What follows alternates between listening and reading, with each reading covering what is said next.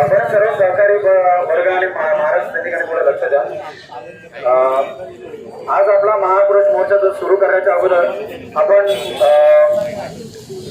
जो काही मुंबईवरती दहशतवादी हल्ला झाला त्या दहशतवादी हल्ल्यामध्ये बरेचसे निष्पाप बळी,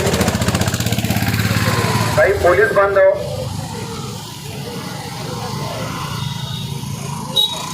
हे शहीद झाले, तर त्यांना आपण